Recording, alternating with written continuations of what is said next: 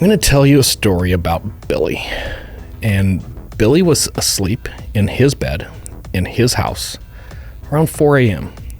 when he woke up to this mammoth man grabbing him by the ankles and pulling him out of his bed. At the same time, a second gigantor man is behind him, grabs his hands, forces him behind his back, handcuffs him, and they put a hood on him. They whisk him out of the house into a van that is parked on the curb waiting. From there, about 30 hours, he's driving in this van, handcuffed, hooded. Today, I'm going to tell you Billy's story. Welcome to Socialite Crime Club.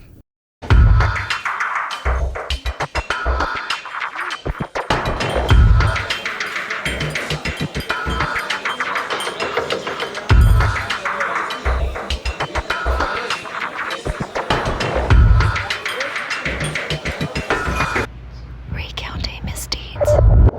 Misdeeds they made like you.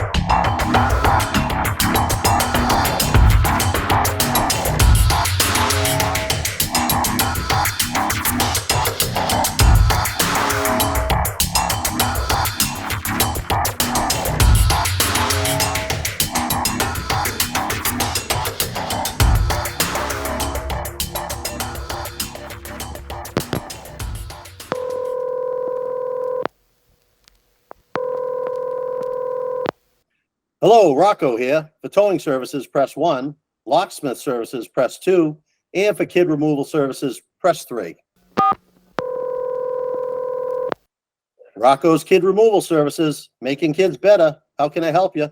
Hello, sir. I found your website and have some questions about your transportation services. Excellent. And by the way, please call me Rocco. Okay, thank you. I was wondering if you could tell me a little bit more about how you go about transporting children. Well, I can tell you, ma'am, we make your kids better by transporting them out to these wilderness treatment camps. You know, they have a whole bunch of trail walking stuff, basically getting kids right with nature. You know, they learn how to eat berries and lizards and worms, you know, live off the land type stuff. They say it's very good for them. Being outside in the fresh air really clears a kid's head, kind of puts them on the right path. You know, we do our best to make your kid better, but some kids never get better, just so you know.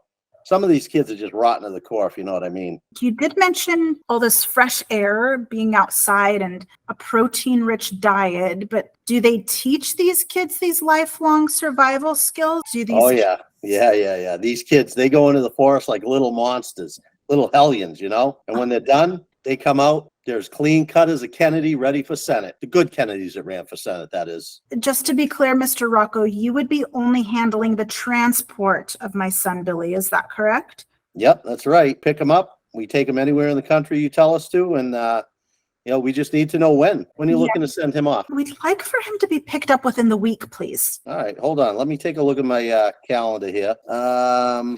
All right, next Monday we can swing by and pick them up for you. Okay, and I see a couple of offerings on your website for pickup. I see the snatch and grab and the bag and tag. How exactly does it work that we decide which one to use? They both accomplish the same thing. You know, we get a van, we drive over to your house, and you know, we help Billy get into the van, and off we go. You know, we take him wherever you want to go. It's wicked easy, you know, with most of these kids. One more thing, I'd like to avoid telling him you're coming because he can be very difficult when his father and I try to tell him what to do.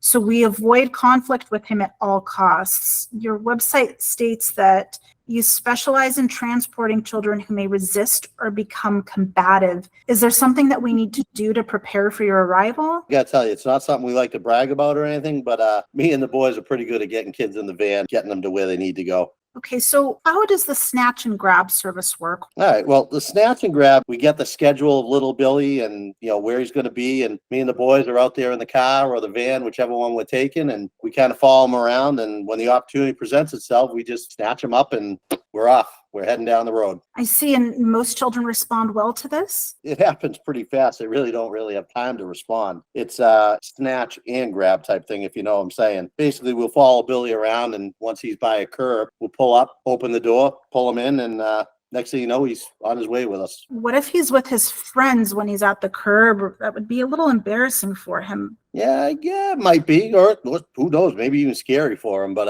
I gotta ask, does he hang out with a lot of friends? What do they like? To be honest, his friends are part of our growing concerns because, Rocco, he only hangs out with girls, but he never expresses a desire to be in a relationship with them. And then they all get these damn giggle fits when Billy hangs up a new celebrity poster in his room. Most recently, Tom Selleck from his Magnum PI days. Billy has come out and told his father that he's gay, and that did not go over well. So one of the reasons we're looking into this is because I understand these treatment camps can root those feelings out of him. Yeah, wow, that's a lot. Yeah, you got a lot going on with Billy, huh? Well, I don't want you guys to worry. The snatch and grabs, first off, we leave the friends behind. But I do have to say, if you're concerned with these friends, if any of their parents want our services, feel free to give them our number. You know what I'm saying? We've had some kids displaying some of those gay tendencies too in the past. Magnum PI does it for a lot of them, I guess. But don't worry about it. These camps, they take them out on 10-mile hikes every day, walks the gay right out of them. Little Billy come out of there being a man's man, eating worms, growing hair on his chest. You know what I'm saying? Oh, okay. Yes. I think his dad would be appreciative of this conversation. Maybe instead of picking up in front of his friends, or there a private pickup we could do instead? Yeah, absolutely. We could go with the old-fashioned home bag and tag. Me and the boys come over real early in the morning before he's awake, before the sun comes up, pop in his room, grab him up, throw a bag on his head, throw him in the van, and before you know it, we're halfway down the pike. Rocco, I have to ask, why do you call it the bag and tag? It just sounds very vulgar. Because we're going to put a hood over Billy's head when we pull him out of bed. Calms the kids down, kind of like the alligator wrestlers, counting down the alligators. Find if you make eye contact with some of these little kids, they're like wild animals, cover up their eyes, and they don't fight as much, you know what I'm saying? As far as the tagging goes, sometimes we got more than one or two kids in there. We don't want to get them confused, bring them to the wrong place, so we just throw a name tag on them. That's all, the bag and tag. Okay, and you mentioned you come pretty early in the morning for the bag and tag. Does that come with any breakfast? Yeah, we can do some breakfast for them. We got swing by dunks on the way over. Adds a little time to our schedule, so we just throw a little more money on the bill for you on that. But yeah, we'll take care of that. We really don't want to go through Dunk's drive-through when we got a van full of kids. It always kind of looks suspicious when you're doing that. Money's no object. Okay, so let me just take a look here. I got you on the schedule early next Monday morning. Pretty simple. We're going to do the bag and tag in your house. Probably best if you and the hubby take a night out on the town, have a nice dinner. Maybe you'll see a movie or something and then end up at a hotel. You leave me and the boys the keys to the house. We'll make sure Billy's sound asleep, pop in his room, throw the bag on his head. We'll have him in the van. We'll be halfway down the pike before he even knows what happened. Who exactly are the boys that you keep mentioning? Boys, that's Sully and Murph. Sully's, I hate to say strong arm, but Sully was a Golden Gloves boxer back in the day, and I kind of bring him along in case some of these kids are kind of big now, and if they're scrappers, I don't want to get into it with him. He kind of takes care of that. And then Murph's my guy. He used to do electrical at 103, but he's been laid off for a couple of years now. You know how the unions go. To be honest with you, he's the only one with a license, so he's got to drive the van for us. So those are my boys. Billy won't get hurt, will he? No, I don't see that happening, but I do have to ask some safety questions. I don't even know how old Billy is. What do we got for an age? He's 15. Okay. Is he a scrapper? I'm sorry, a scrapper? Is he getting Donnybrooks at schools? He fight a lot of kids, stuff like that? No, this is another issue. He's never made it past his yellow belt. He just can't finish anything that he starts. All right, hold on here. Karate skills. I got to take a note of that. And I got to tell you, I think this one's looking really good for a bag and tag. You and the mister will be out. Anybody else going to be in the home? I'll make sure that Charles and I are out. Okay. Any pets in the house? Billy has a goldfish. Okay. One goldfish. We're not going to take the fish, just so you know. Where are we going to be taking Billy? Well, I'm beginning to understand there are several schools and camps that offer these services. Do you work with a lot that maybe you could recommend one in particular? Yeah, there's one I like using for kids like Billy, especially coming out of Boston area. It's out in Arizona. Totally different place for them. Totally different environment. Well, I could see that. He's never been to Arizona, and I suppose a bit of travel is always good to broaden a child's horizons. Yes, it is. I got to tell you, the sooner the better, right? So let me just take a look here again. We got the bag and tag. We got transport, Boston out to Phoenix, about $7,200. But I tell you what, I'm going to round it up to 7,500, and I'll go ahead and throw a box of Munchkins in for Billy. Guessing he likes the ones with the sprinkles, right? Yeah. And just so you know, we do only do cash for payment. You can leave it under the mat for us. Okay. Got it. Thank you so much, Mr. Rocco. Thank you. Look forward to it. Thank you. This kind of stuff really happens. Like, these phone calls actually take place when parents are trying to figure out how to send their kid off to be a better kid. Right. And obviously we had some fun with that. But once I got into the research on this episode, I've got to be honest, the whole episode changed. But before we get to there, let's back up, and I got to give our audience a little better understanding about poor Billy. So Billy's 15. He's a freshman in high school, and he's dabbling in marijuana. Like, he likes to smoke weed. And he's figured out that if he sells enough weed, he can support his own habit because his parents won't give him the money. Oh. So now he's selling weed at the high school. It's a big high school, about 4,000 students. How many parents do you think around the country actually just give their kids some money for weed because their kids like, hey, 62.3%. you think so? Yeah, at least. Maybe 67%. So you're telling me if one of our kids came to you and be like, hey, Dad, I just want to buy some weed. I just want to get high after If you school don't today. think one of our kids has bought weed with money you and I have given them, you're insane. Oh, no, I know they have. But I'm saying, like, they don't just come to us and ask for it. Well, no, that's no kid does. But I think Like, they all need to parents go work for it. If they want to that's get all I mean, high, like, you need to go work for go it. get a job. So Yeah. anyway, Billy is competing a little bit in the weed business at school because it's a big school, and there's some of these Hispanic kids that are also selling weed, but there's like this little turf war going on.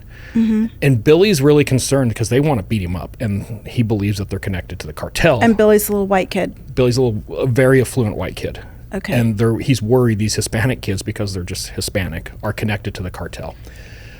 He stays out late. He never comes home when he's supposed to. It's not uncommon for Billy to go to school Friday morning and then not show up at home until Sunday night. And his parents are getting to the point they're just done with him. He's just on bingers all weekend long. Yeah, he's on bingers. And not to me, not to you, but to the parents, the most disturbing detail that's recently come out is Billy came out, and he has told his parents that he's gay. Oh, dear. And they are really, really struggling with this. So they don't know all of the background about the marijuana stuff, but they do know the gay part. They know the issues about him. What year are we in? This is going to be about 2001, so Okay. 20 plus years ago. So there's all these issues going on. And the thing about Billy, the opening there, it's real. This is what happened to Billy. But Billy thought it was the cartel. He's a 15-year-old dumb little kid. Snatching him and taking him into a He van. literally thought he got abducted by the cartel. He's headed to Sinaloa. Yes, like they're going to hang him off a bridge or something, make an example out of his $15 weed sale. Before they execute him. Yeah, so this whole trip, he's freaking out because he literally thinks, like, I'm in the big time now, like, I'm going to get killed. Okay. He finally shows up in Mesa, Arizona, of all places, which could arguably be worse than Sinaloa. Yeah, there are a lot of places in Mesa that I'm like, I get there and I'm like, where the hell am I? Yeah, I would much rather go somewhere. Even Stevie knows, like, oh. Stay out of Mesa. He's like, by the way, the reptile shop's over there, too. Yeah.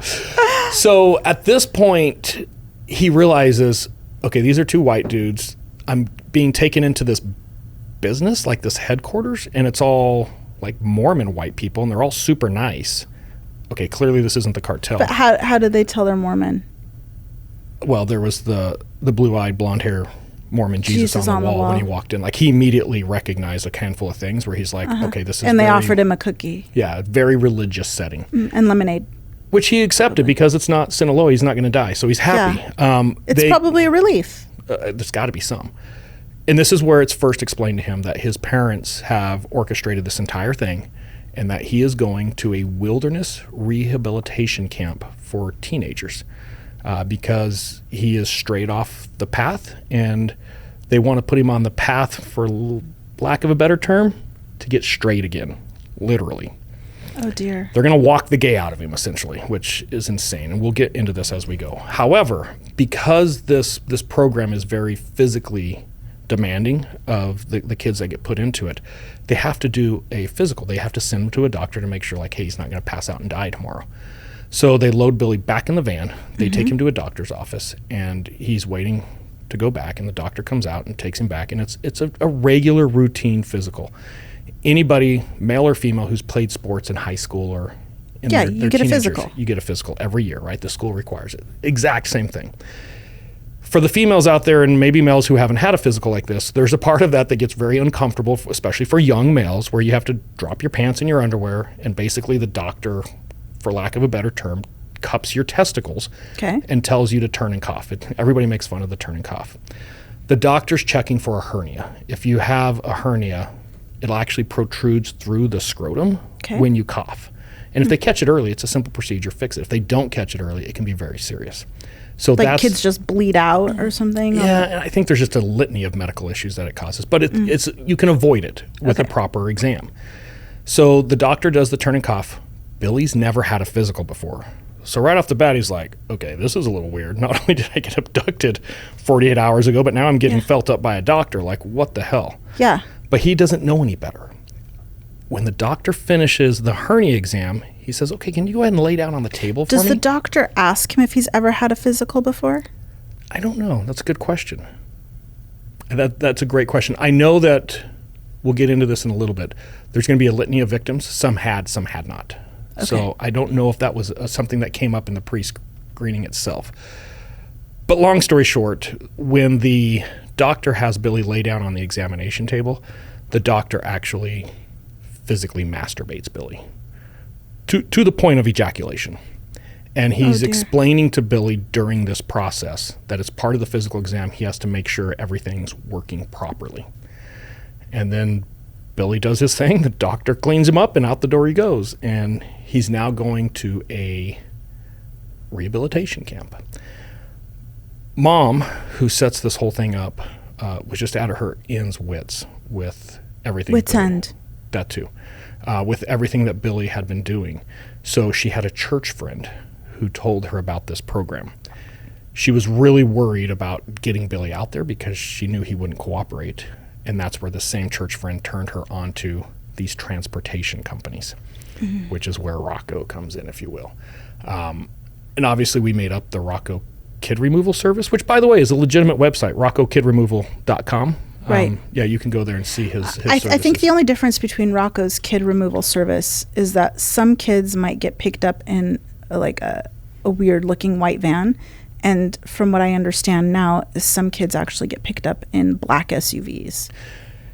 Yeah, and the one thing that I found is consistent in all of these child abductions, is what I'm going to call them, is the kids are usually given an option. You can cooperate and we'll get on a plane, or you can be uncooperative and it's going to be a really long drive. Right. Billy thought it was the cartel, so he opted not to cooperate, which is why it was a very long drive. But yeah, it's interesting. There's a lot of different avenues of how these kids can be transported, and we'll jump into that. After his exam, he's a little shocked. He's escorted back to the headquarters where he first arrived. They provide him some hiking gear, boots, backpack, a sleeping bag, handful of survival tools, and then they drive him out to the middle of the desert and drop him off with this group. The closest town is 60 miles away. And this is how this organization keeps the kids from running away, because they're free to run away. And they tell them, hey, you don't want to go with us? You want to leave? Take your own path. And they have what I'm going to call a trail walker, which we'll get into here in a little bit. They have a trail walker just follow the kid.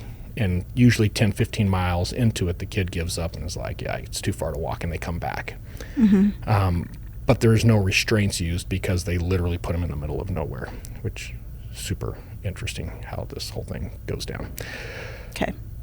So Mom is going to pay over $30,000 for this experience. The idea here, though, is I think it's important that we clarify a couple things. This episode's going to go all over the place here in just a little bit. It's called Dr. Strokin. The doctor's name was Dr. Sorokin. I didn't make up the Dr. Strokin name, and we're going to get to that here in a little bit. But before we get there, I have to give you some background on what is this wilderness rehabilitation. I agree with you. The background is really important in this case because I feel like there's more crimes here happening than just our crime of sexual assault on a teenager. We are the tip of the iceberg. This is $1 billion industry in the United States. It is huge. Well, let's clarify what's $1 billion industry. The industry of teenager rehabilitation, making Correct. your teenager better behaved, making them a better person, a successful person for the future. This is what the $1 billion industry is. So as it pertains to the wilderness therapy, essentially there's this guy, this is the late 60s, like 1967, 1968. His name is Larry Olson, and he will later become like really well known and admired for his survivalist techniques. He writes books, he does all kinds of stuff. He's a Mormon kid. He, at the time, is going to BYU, so Brigham Young University in Utah. And he starts this little side program at the university of like survival school. And people can take it as a credit, and during the semester you go out into the woods and you learn how to survive off the land.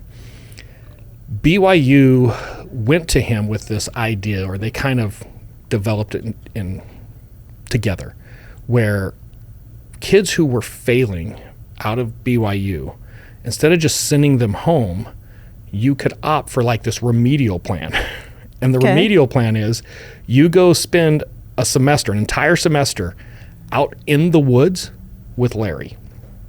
So it's like you and Larry, best buds, living off of lizards and acorns for a semester. And if you live, BYU will let you come back for the next semester. For an entire semester they do this? You're doing it for an entire semester. Okay. BYU immediately noted that the kids who were completing this program and coming back were better. They paid attention better. They got better grades. And I think the idea was, well, I don't want to go back out and live with Larry eating acorns and squirrels. So you're damn right I'm going to do better. Okay. So they're forcing themselves to get through school at this point. Yeah, and you know, there's probably some real proof in the pudding here that this program did appear to be helping some of these kids get, you know, a little bit more focused, and they were more successful. Another individual who was a student at BYU at the time ended up in this program because he was failing out, and his name is Ezekiel Sanchez. So Ezekiel and Larry are hanging out in the woods, and they just hit it off. Like, they become really good friends, and ultimately they are going to develop this first business plan, if you will, of wilderness rehabilitation for troubled teens. And the concept here is that if I have a child who's really struggling emotionally on a litany of issues, I can send them to these wilderness camps, and Larry and Ezekiel are going to rehabilitate them. Now, what year was this? We're starting to get into the early 70s now. Because there were other schools happening like this around that time. Yeah, well. There's a common tie. All of them are originating out of the BYU satellite or chapter, some sort of cultish mindset, from what I understand. Yeah, but the big ones, all of them that are happening, resonate back to BYU. Okay. It's either people who went through Larry's program, or they were familiar with the BYU program and kind of expanded from there. Almost everyone that you can find in the 70s and the early 80s, you can trace the roots somewhere back to this initial BYU program. Okay. And I should clarify, although Larry Olson is no longer with us, he died in 2018, he was really against the more paramilitary style camps that were developed in the late 70s and the early 80s. One thing of interest to me, just as I was reading, is Larry and Ezekiel actually really became known by other names. Larry became known as Yellow Wolf, and Ezekiel was Good Buffalo Eagle. Okay. So what I know of Ezekiel is that he was some sort of Native American tribal member, I think out of Mexico somewhere. Correct. This is funny to me. So not that he was Native American, but the names. How I'm imagining, from what I know, from what I've talked to a Native American person about, is that people typically get some sort of nickname, like Ezekiel had. What was his nickname again? Good Buffalo Eagle. Good Buffalo Eagle. Not to be confused typically with Bad when Buffalo. it's a developing personality trait or some type of characteristic as a young child, an elder will give that to them, right? So how does Larry Olson come out of the forest with Yellow Wolf? That'd be like you and I going camping or something, and I'm like, I shall be called Sleeping Rabbit. And you... Make it good. It better be good. It better be damn good. Breathless Bear. I don't know. I don't know. I'm only Just call thinking me of BB like for short. I'm only thinking of you like in the mornings when we work out. I'm trying to think of like a characteristic, right? You're kind of grumpy and you get a little winded. Maybe Winded Bear. I don't know. But how do they come up with these names? Because Larry Olson was not a tribal member. I have no idea. I literally can't tell you. I'm just letting you know that if you ever hear Yellow Wolf or Good Buffalo Eagle, This is who they are. But it's interesting to me because other things that I've seen, a lot of these wilderness camps will incorporate some type of perverted Native American ritual into the structure of the getting better process. Yeah, and this is only my opinion, and my opinion's not worth anything. So before anybody gets offended at my opinion, I'm acknowledging my opinion is just that. It's an opinion. Overwhelmingly, across these wilderness rehabilitation camps, if you will, or treatment programs, the common tie is they all try to bring in some type of Native American belief system into it. And I almost feel like they're targeting, like, well, nobody can really attack the Native American beliefs. Like, it's just socially improper to do so. Right. So I almost feel like these corporations intentionally do it to kind of give them this little bit of insulation from people coming out and just calling straight bullshit, right? Right.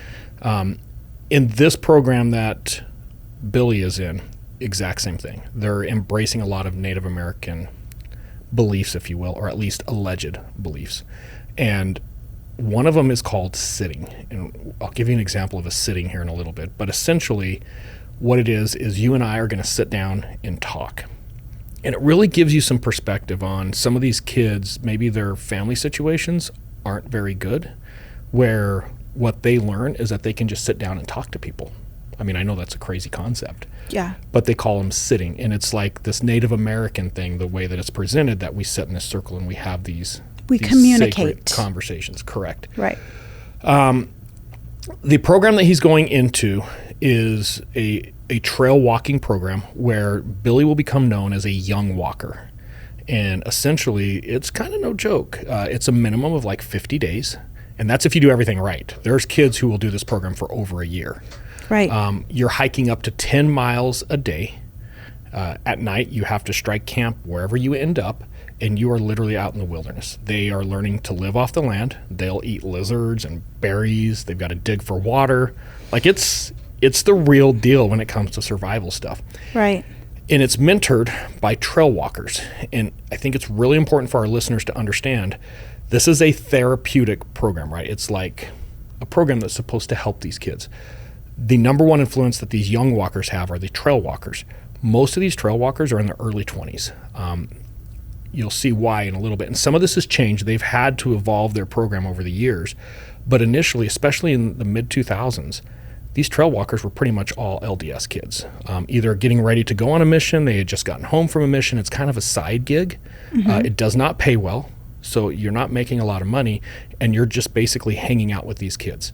They would do it in shifts, so like you're out there with these kids for like 8 to 10 days. And these kids have no formal training in therapy and counseling and psychology, nothing. Furthest thing from it. And they get some basic training, obviously, with like the survival stuff. But to give you an idea, the training program is 3 weeks. Like, there's only so much you can digest in a 3-week period. The kids do get counseling, roughly about 7 hours a week.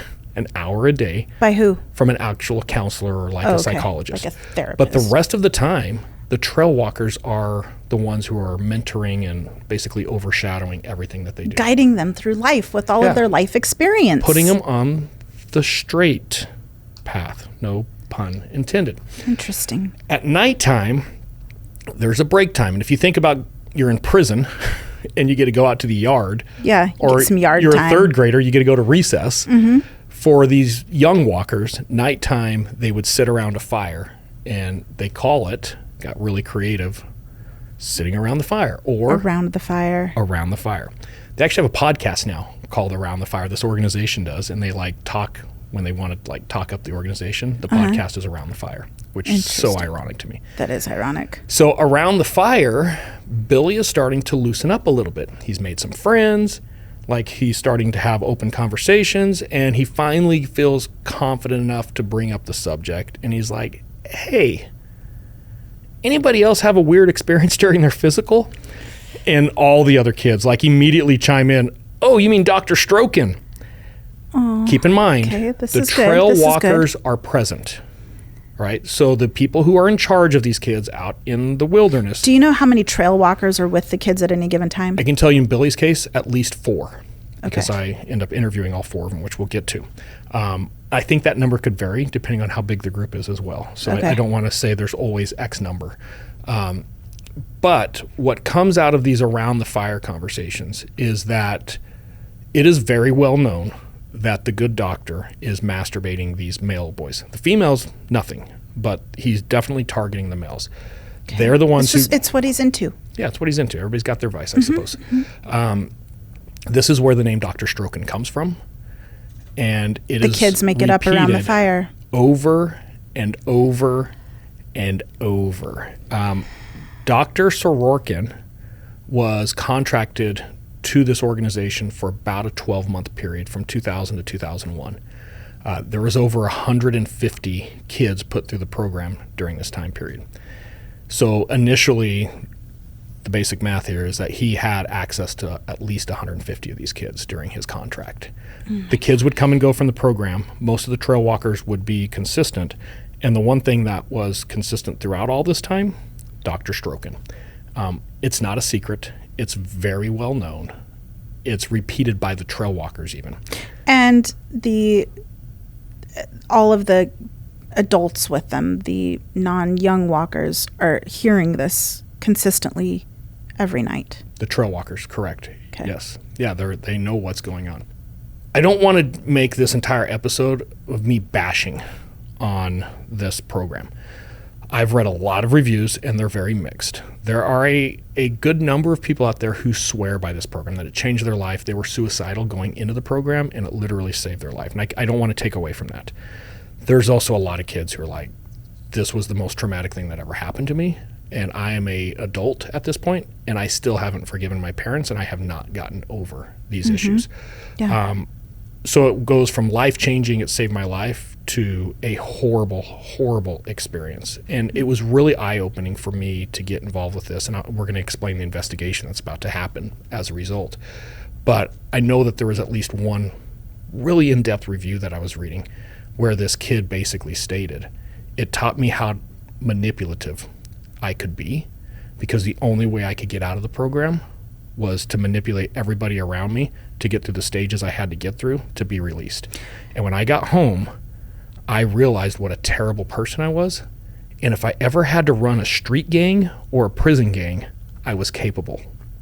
That's what he took away.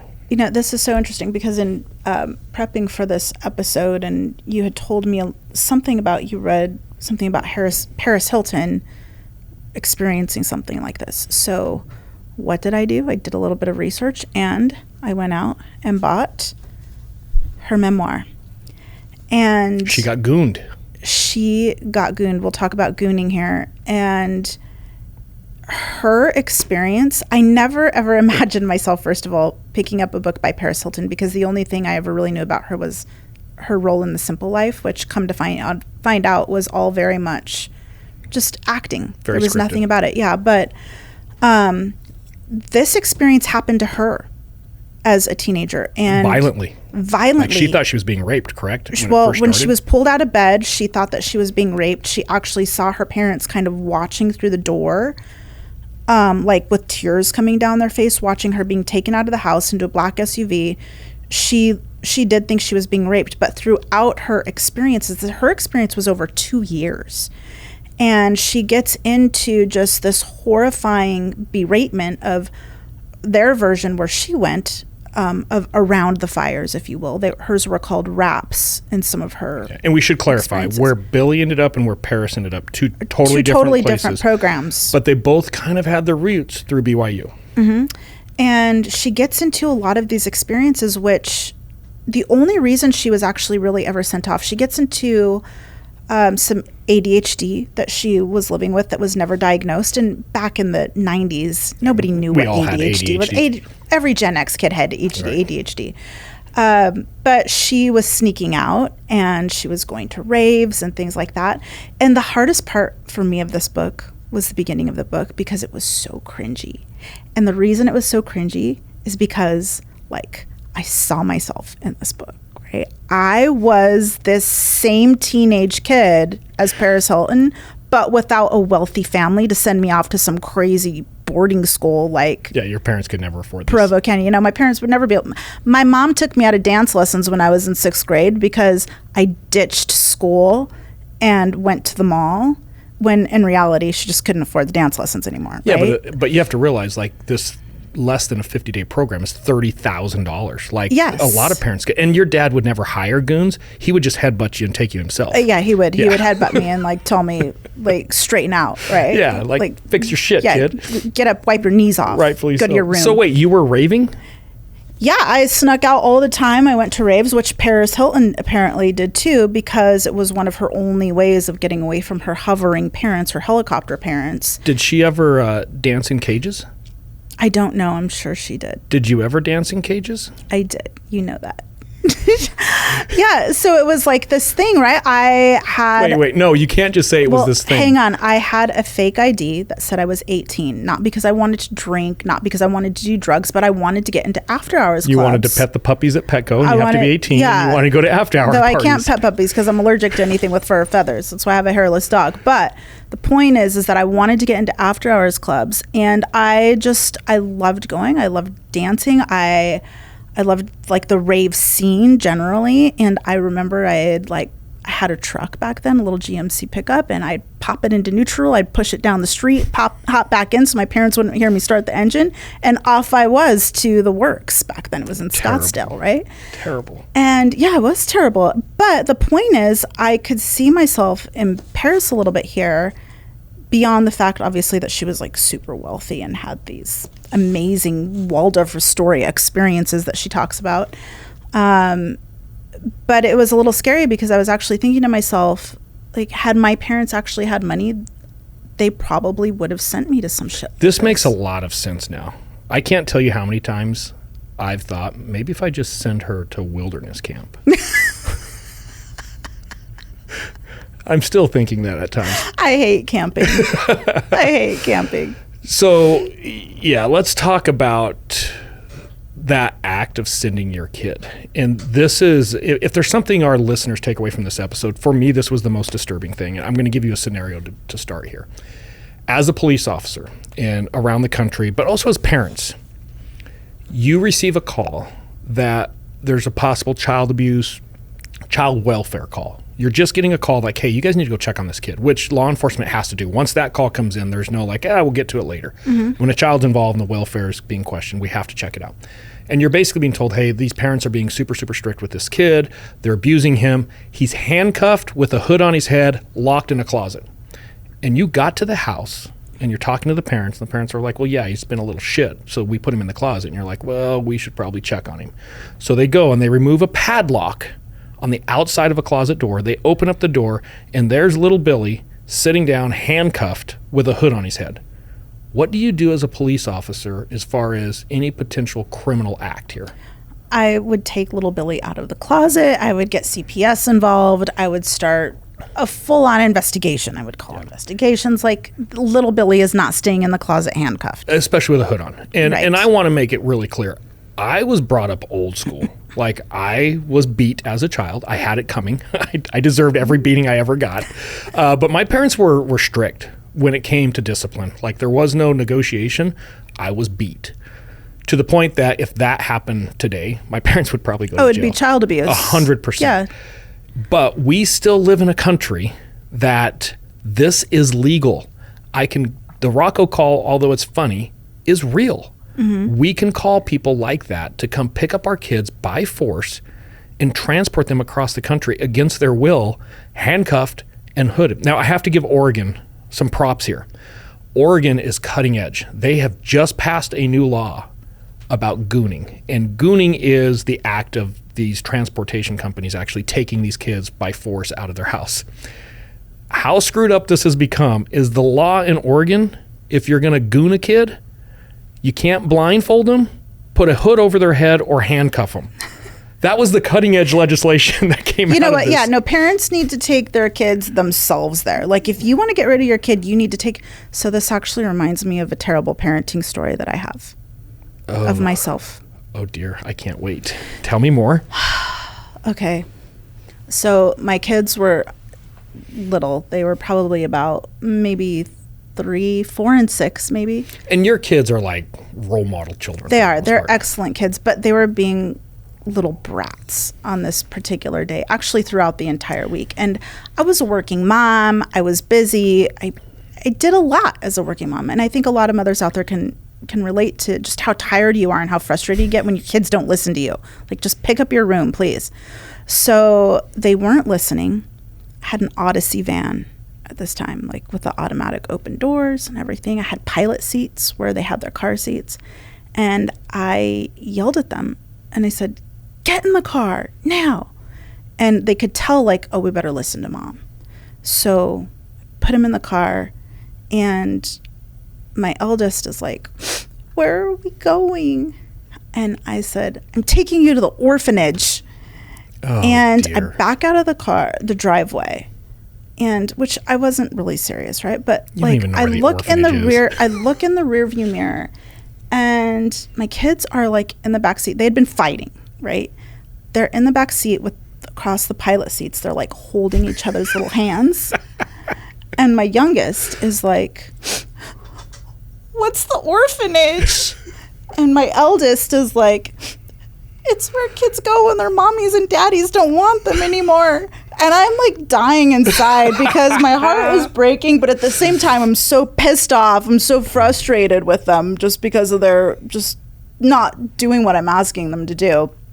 And I drive probably about like 3 or 4 miles before I just can't take it anymore because they're sobbing in the back seat, and they really think they're going away to this place where mommies and daddies don't want them anymore. And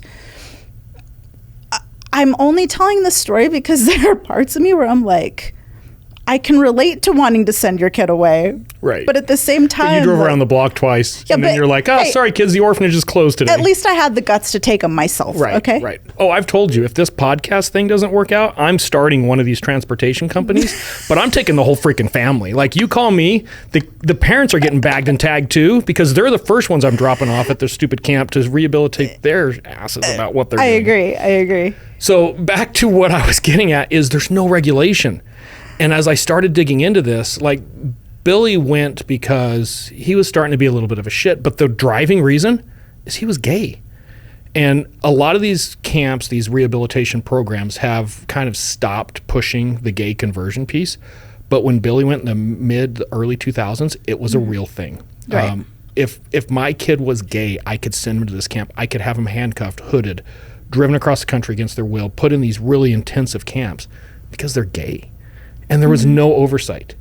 And, you know, if you think about today's standards, we send people to jail for this. It's called child abuse. Like, Right. holy cow. It was. Well, not only is this poor kid being ostracized because he's gay, but now he's going to Camp Wilderness with potentially a bunch of other gay kids who they're not allowed to look at each other. They're not allowed to say certain things to each other. Oh, I'll go And- there. Yeah, let's put 10 teenage, hormone-fueled gay males together in a camping setting with a Scoutmaster type overview, if you will.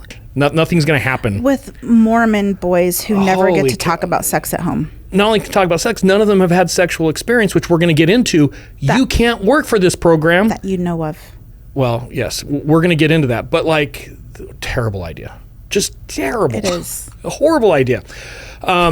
Okay, so years have gone by, and like I said, a lot of these programs have been forced to change, but at Socialite Crime Club, we always want to back up, because I know we're going to get some listeners on this one who are probably somewhat affiliated with some of these programs who there's going to be a lot of hate spewed towards us. But you know what? Google's an amazing search tool. Hogan versus Anasazi. It's a 2009 civil case in Maricopa County Superior Court out of Phoenix. Hogan is a female from Connecticut, and she's going to sue the Anasazi Foundation, which is one of these programs. And what happens is she applies to become a trail walker. When she's in Connecticut, she gets an opportunity to come out and go through the training where she'll be given from a conditional offer to a full-time offer. Okay. She quits her job as a Walmart worker. She drives all the way from Connecticut to Arizona. She buys all of her own supplies, hiking boots, sleeping bags, all that good stuff. She's about $2,500 into this. Her third day of training, she is invited to have a sit down and talk with another trail walker. Okay. And the focus is very quickly shifted to, I notice you have a ring on your finger. It's a wedding ring. At which point Hogan explains, yes, it is a wedding ring because I'm married. My wife is back in Connecticut. At which point this trail walker tells her she will not be a good fit for the program and that she will not be getting the job. He tries to justify this by explaining a lot of parents are sending their kids to this program because they're gay, and having a gay trail walker undermines the programs, and the parents won't trust her.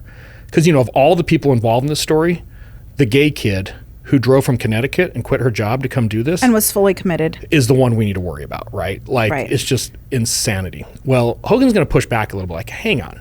You guys sent me an employee handbook. I've gone through it. I didn't see anything about this. And he says, well, yeah, but you need to look at this section. And he points out the section that says employees are prohibited from having premarital sexual intimacies. And she's like, well, I'm married.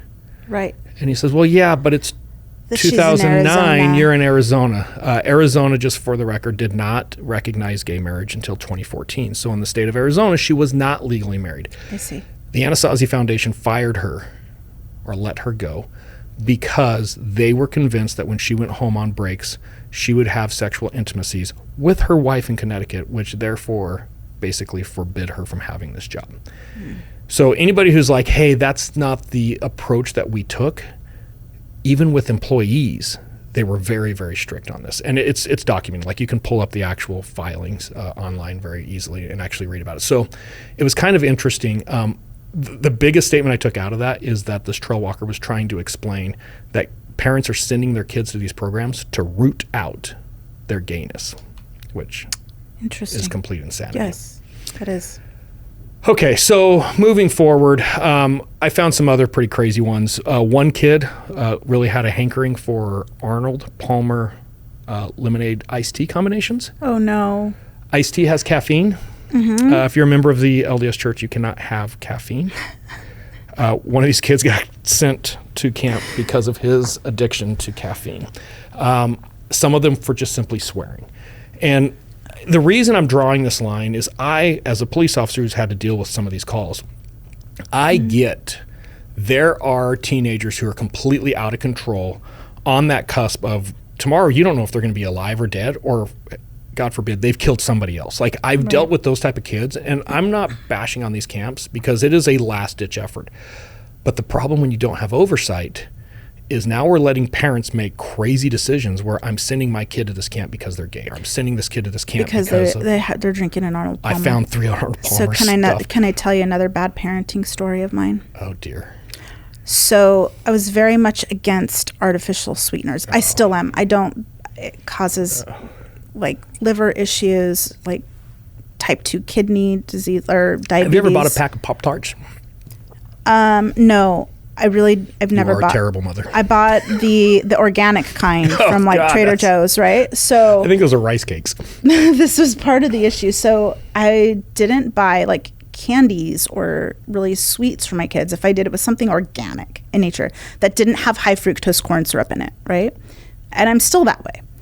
Well, what I didn't realize that my kids were doing, because I was so over the top and didn't buy them anything with sugar, they were sneaking Vicks cough drops out of the cabinet Like the in my cherry-flavored? bathroom, the cherry flavored one, Yeah. and they would eat those all night long. That was the sugar fix. Yeah, I didn't know that they were doing this. They told me this years later, and I feel like horrible. And then they found that they need to keep a stash just in case they get dropped off at the orphanage, so they've got something to survive on. Yeah, basically.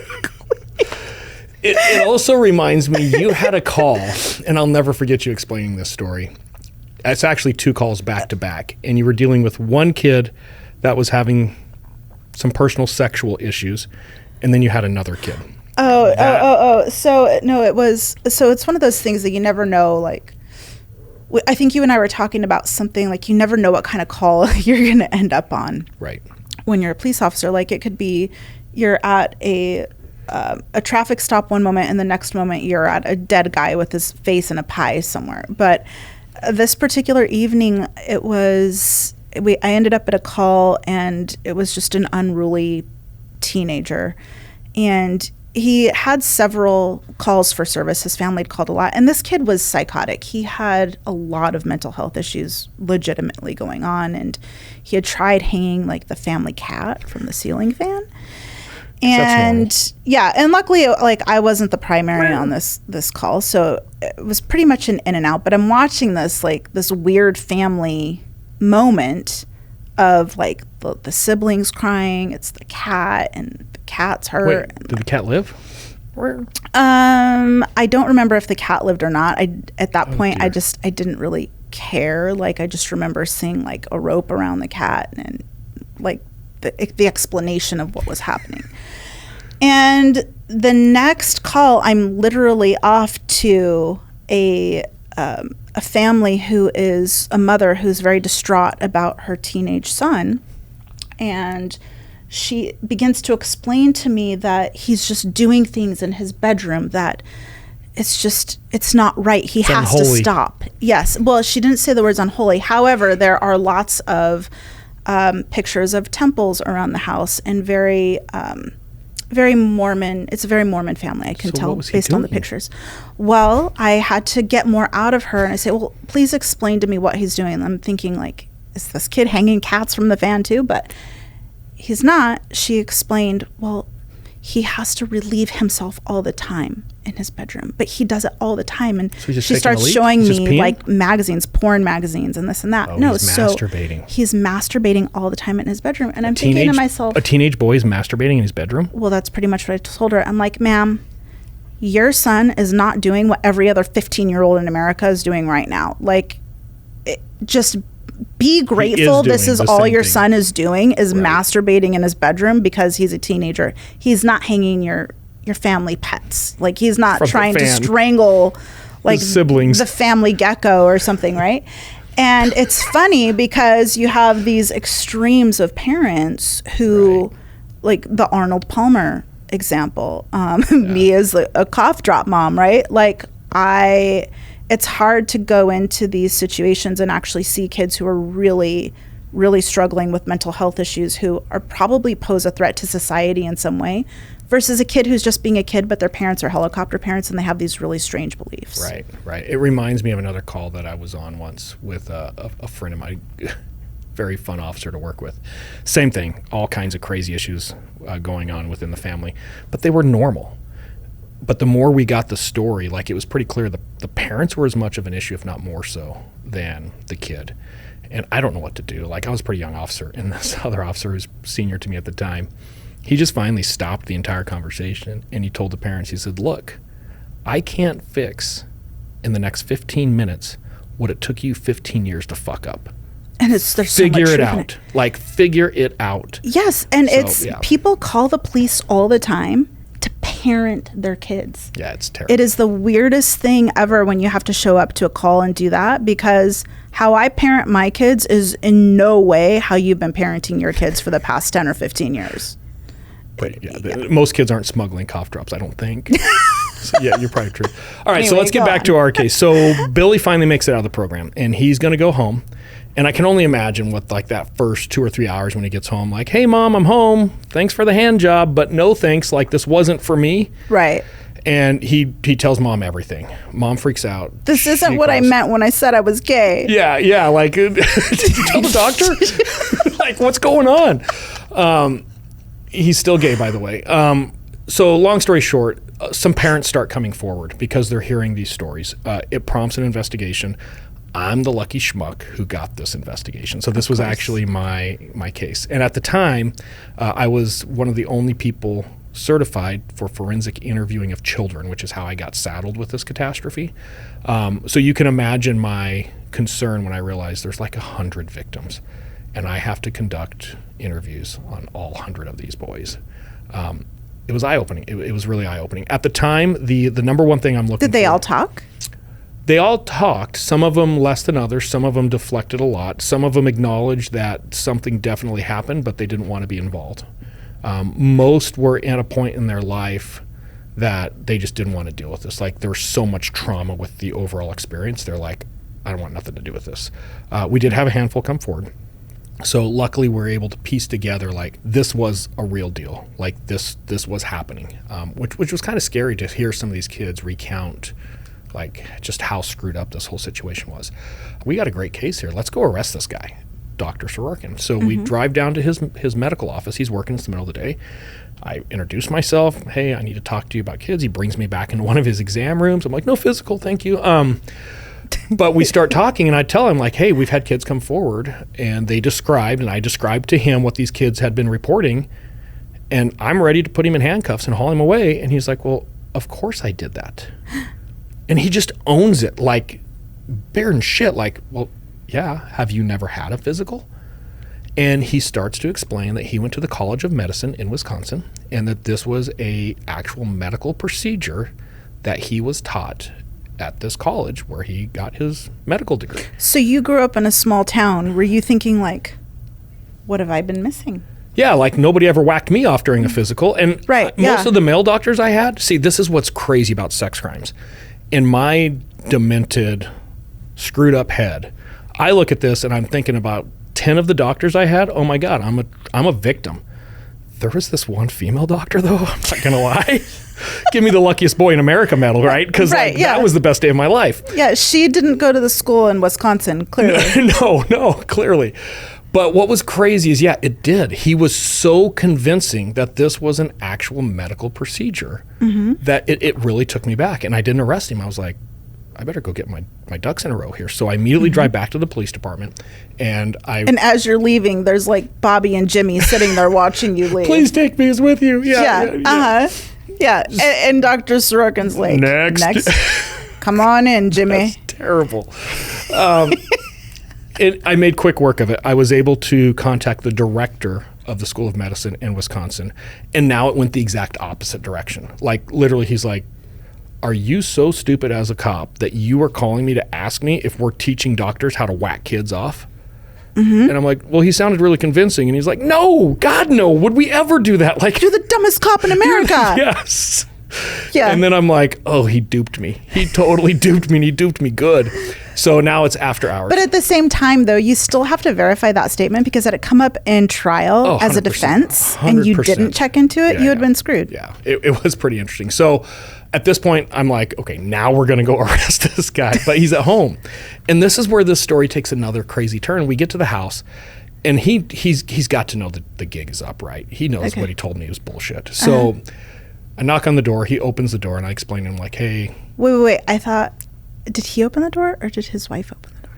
I thought you had told me. It could have been the wife. They were in close proximity to each other. Okay. Because I remember them both standing there. And remember, this is almost 20 years ago, actually a little over 20 years ago. And I'm explaining, like, hey, I talked to the director of the school you went to, and he's like, hell no.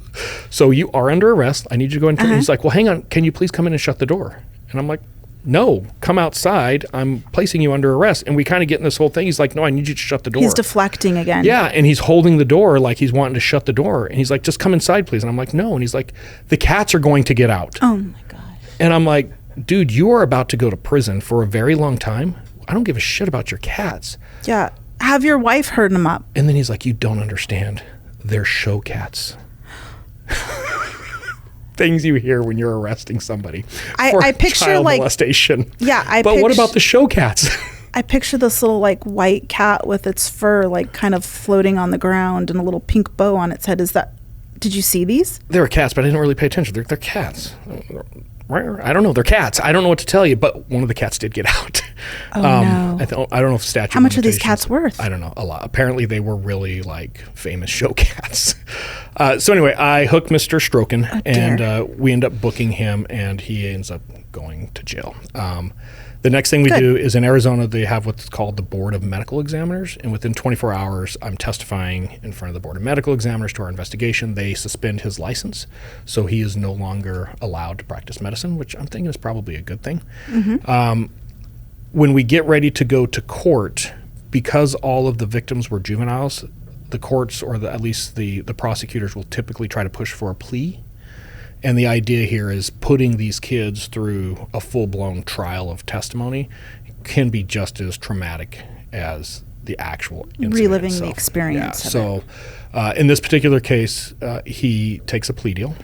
And sometimes with the plea deals, to make them sweet enough so that they take it to avoid trial, they kind of offer these consecutive opposed to concurrent sentencing. So where he may get 5 years per kid, 4 kids, if he was to serve that consecutive, he would do 5 years, 4 kids, 20 years total. Okay. If he gets a concurrent, he would serve 5 years. He's serving 5 years for each For kid all of at the his same victims. time. In this particular case, he got 7 years. He was an ideal prisoner. Apparently, he's pretty quiet, kept to himself in the corner. Thinking about his cats. Thinking about his I cats. could just go to that show. Yeah. Missing out. He only does 5 before he's released. So he's released, he's back out. There was a civil lawsuit, and the civil lawsuit, basically, I want to say it was like $350,000 total that was ordered. I don't know if it was ever paid or not. And it was only 4 victims that filed that lawsuit.